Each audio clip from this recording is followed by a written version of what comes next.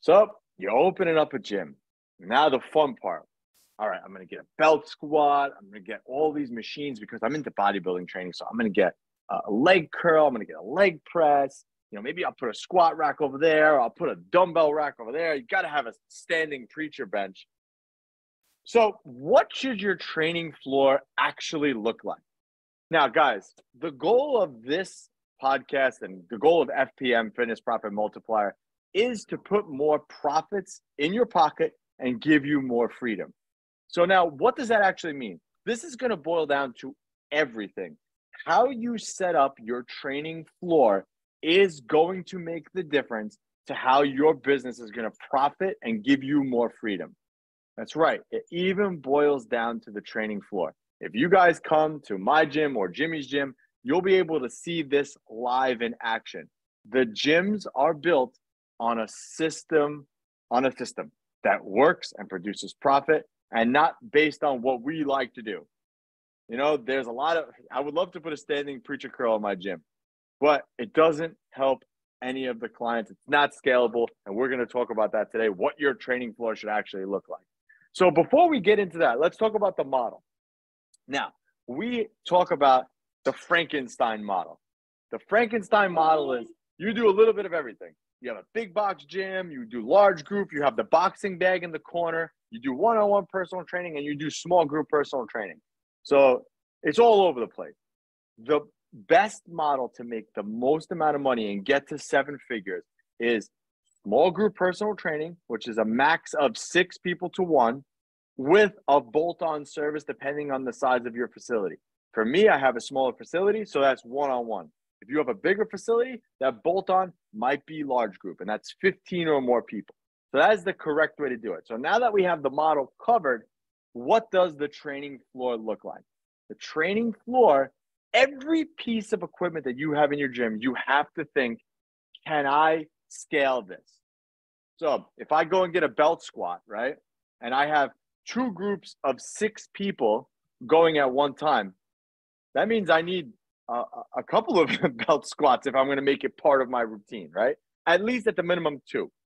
So you have to look at, okay, can I scale this? So Jimmy, let's talk about it because we actually did this with you pretty recently, actually. Mm-hmm. Yeah, I moved my facility and the layout of the space was different. And it made for some creative things that we had to do to make sure that it worked properly layout wise. Because when we were in our last space, it was all open and it was less square footage actually than our new space. Our new space has more square footage, but the layout of the rooms that were already built out in there and everything and saving some money, not doing a full build out and knocking all the walls down and everything, it was tough to figure out where to put everything. And so we had one issue that Anthony helped work through with me. And just so you guys know, even though we've been in this game for a while, 7 figures, all that cool stuff, there's still issues that we got to figure out. So it doesn't really end fully, right? You gain a lot more freedom from your business, but every now and then you got to tinker a little and change some things and get some flow better. And we were just doing that at our gym yesterday because we're growing so much that we need to make room for more clients. And so we did it again, similar to what we did with this. But we had a deadlift platform that was built to mitigate some of the noise production from people like putting deadlifts down on the ground, right? So it was this big platform. It was 8 by 8. So 64 square feet on the ground that was being taken up by the platform. It was getting in people's ways when they're trying to walk by it. It only housed one person for their workout. It was taking up so much space that was cutting down the ability for us to fit more members in our facility and make the ease of the sessions feel better. So what did we do? We went back to base principles. So just like when you're coaching somebody on nutrition, just like when you're building a fitness program for somebody, a strength program, we have to go back to base principles in our businesses and in all the other things that we do. Most things in life come back down to principles, not methods, not tips and tricks. It comes down to basic principles. So when we look at the principles of running a small group personal training facility, you need to have more room for bodies, not more room for stuff. So we need to have a lot of open gym space that's designated for certain activities and certain exercises, and design our facility in a way that people can just pick up a weight anywhere in your facility and start getting to work. So the problem with this deadlift platform is that people like tripping over it. It's just hanging out in the middle of the floor. It's basically taking up the space where 3 human bodies could be. So it's like screwing us up royally. And we're like, how do we get more members in this facility? And I didn't think about, oh, I get rid of it because we have new neighbors and they don't care about our noise production. And we move a squat rack to the other side of the gym. And all of a sudden, we have 3 more spots for members. 3 more spots. The gym flows so much easier. People can walk through different spaces. It just was awesome. So get stuff off the floor. Look at footprints that things take up and usability that they have. Benches don't have a big footprint, but they got a lot of usability. A deadlift platform that's 64 square feet, horrible. A glute ham raise machine, got rid of that. We had a glute ham raise machine too, got rid of that because that took up so much square footage for one function. You want something that has multiple functions, and we can get into this next because I wanted to touch with you guys on the deadlift platform thing. Your clients don't care about your deadlift platform. They do not care. They do not care about your preacher curl machine.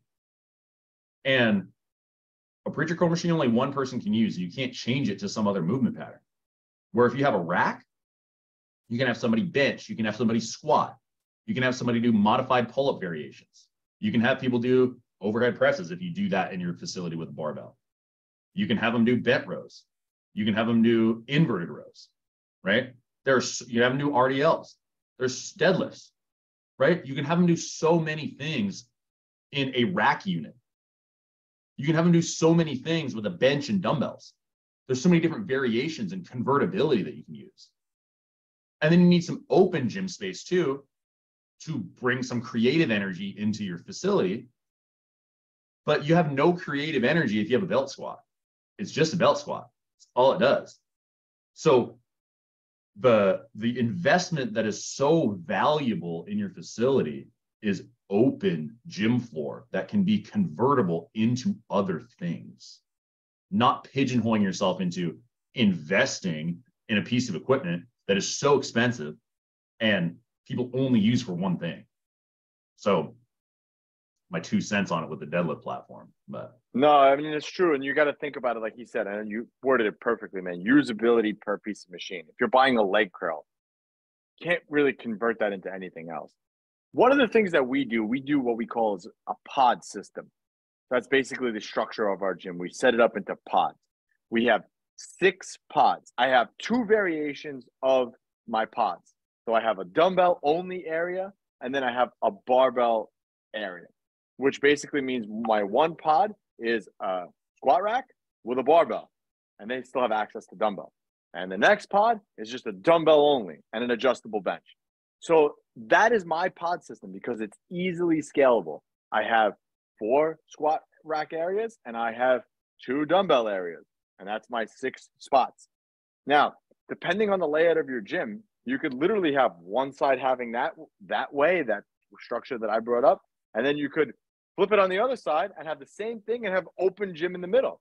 So then one trainer could be on one side, one trainer could be on the other. It really depends on the space that you have, but you want to think about scalability.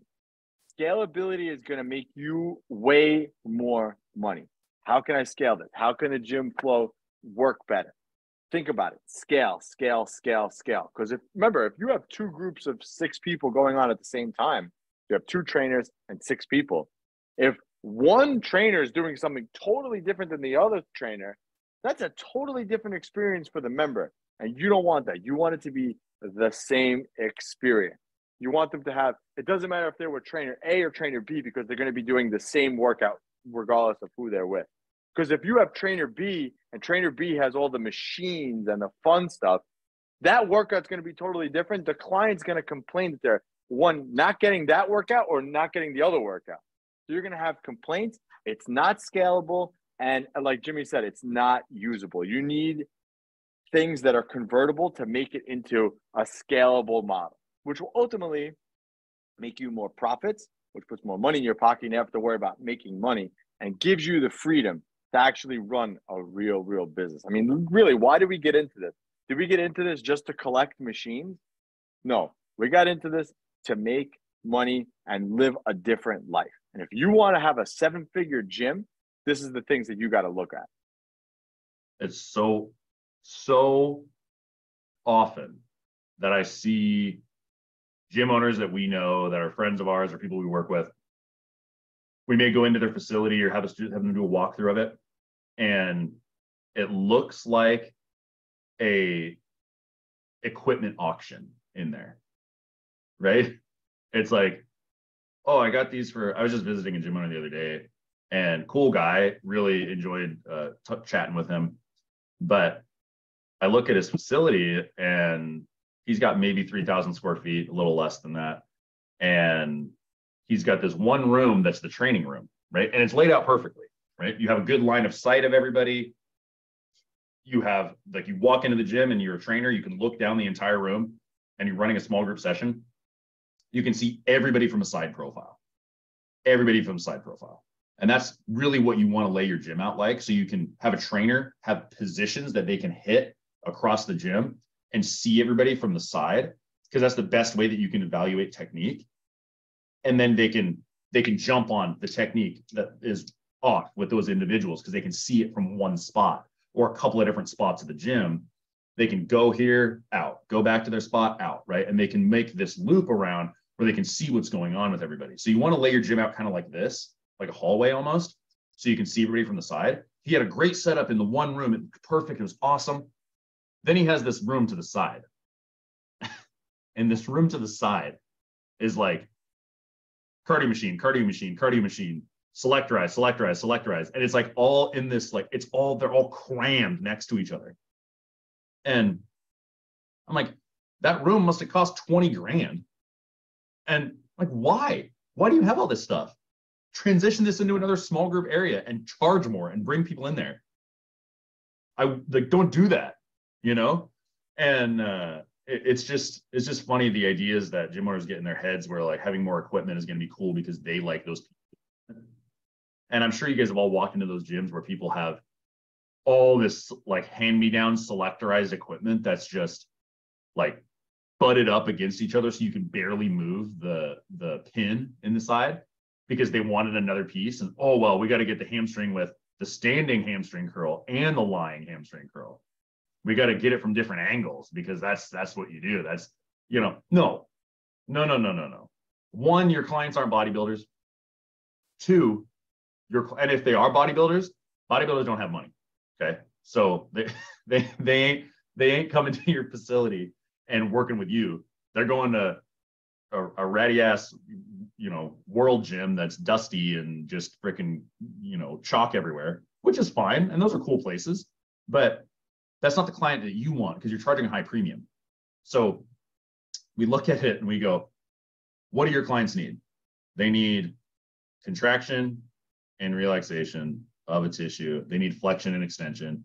They don't need specific angles and cable machines and, you know, to hit their bicep on a preacher curl. Like, it doesn't benefit them anymore to do that than just do a standing bicep curl, right? It's no different. And most of your clients are going to goblet squat with a dumbbell for the most part. They're going to do a lot of dumbbell work. So more space, more dumbbell work. And you don't really even need heavy dumbbells. We have like a shitload of heavy dumbbells at our facility for our staff. And we have like no clients that use it, just our staff. You took the words right out of my mouth. We have dumbbells. You do get the occasional guy in there who uses heavy dumbbells. When I first opened my second location, I only had dumbbells up to 50. And I think I had 3 racks I put together. So 3 stations of 5 to 50. And in fact, what we did was we got rid of, I got rid of 45. I got rid of I forgot the other set that I got rid of, and I replaced it with like more 10s, more 15s, because that's like what the clients end up using. But then you do get the guys who come in who actually need like 70, 80s. But you don't need to go higher than 80. 80 is plenty. But you do No. need up to 70. And I would go in 10-pound increments. I would go 40, 50, 60, 70 done.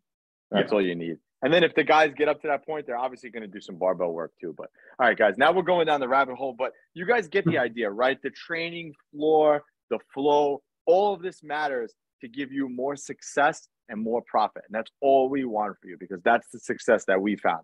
We've made all these mistakes before, and we don't want you guys to make the same mistakes.